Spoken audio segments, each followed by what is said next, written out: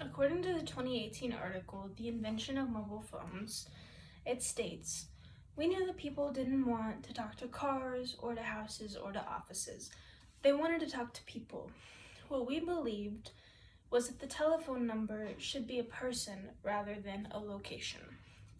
Technology has simply overrun human society. It has only made things worse for our environment and has been bad for our physical and mental health. People have become obsessed with labels and constantly wanting the newest technology that people put out, whether it be the newest smartwatch or the newest tablet. The list goes on and on. This speech has been divided in 3 parts: the harm of cell phones through inappropriate actions, the effects on the human mind, and effects on human socialization. Cell phones have allowed people to hide behind keyboards without having to deal with any repercussions. According to Pangoya Karenas in the 2014 article, Forensic Implications, he states, and I quote, "Studies of cell phones in the 21st century report well over 50% of adolescent use, and that text messaging is the communication mode of choice. Unfortunately, because of this, a lot of young teenage girls have become victims of sexting because the cell phone is very easily accessible where a person can take a picture and hit send. The same thing goes for cyberbullying, where a person can pull up a picture or a post and create mean comments and hit post simply because it is very easily accessible without having to deal or see people's reactions. Cell phones create the potential of addiction. In Heather Cumberledge's 2017 article, Student Addiction to Cell Phones, she states, "Dependency on mobile devices can transform social skills. If we become very reliant on cell phones more than we already are as means of communication, the social skills that we learned when we were a lot younger no longer come into use, and they are very important in life." Cell phones are also 2 main contributors of depression and low self-esteem. Low self-esteem can be associated with cyberbullying, which I just talked about, whereas depression can be linked to screen time and the amount of physical activity a person has. With so many people wrapped up in their microcomputers that remain in their pocket, it's no surprise why there has been an increase in obesity and health problems due to cell phones. Cell phones and technology are important factors on why there's been a decline in physical activity. According to Nothimba Dube's 2017 article, Use of Entertainment and Communication, he states, "It has been suggested that their electronic entertainment and communication devices can be associated with childhood obesity. If you have a kid who wants to sit in front of the TV or play on the phone and watch TV, and then you tell them to go outside and exercise, they will be a lot less willing because they want to sit there and continue to watch television."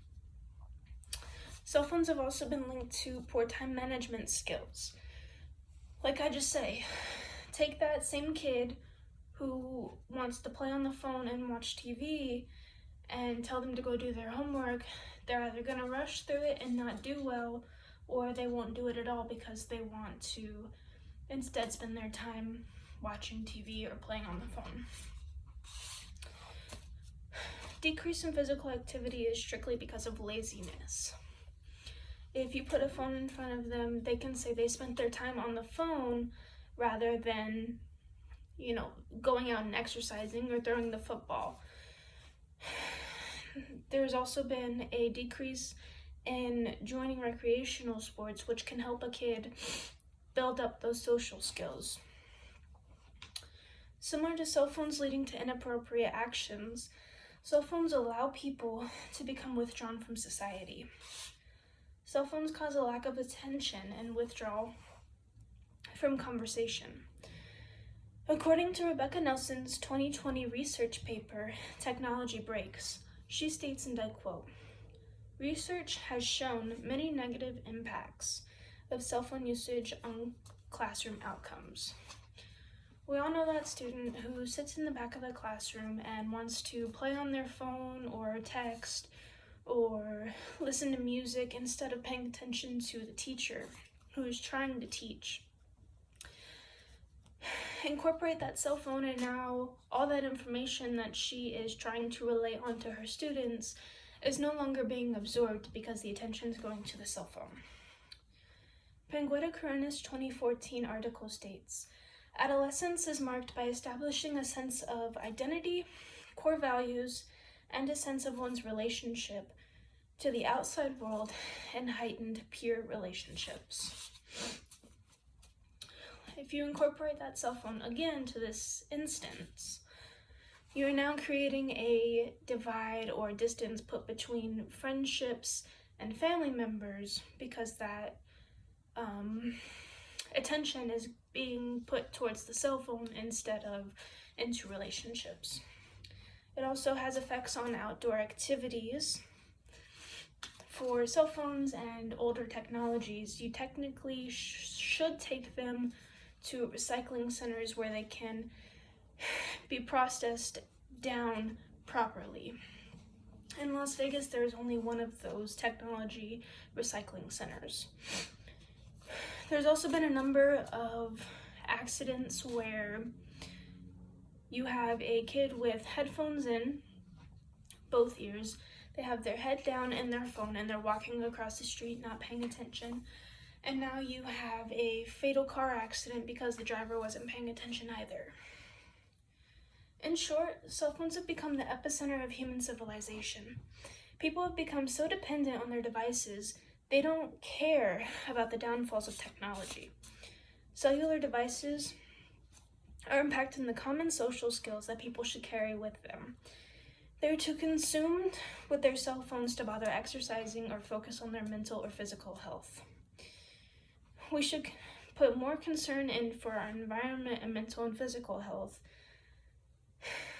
than the positives of technology. In over 50 years, cell phones have managed to dominate society for the worse, and we need to change our ways to help us and our planet.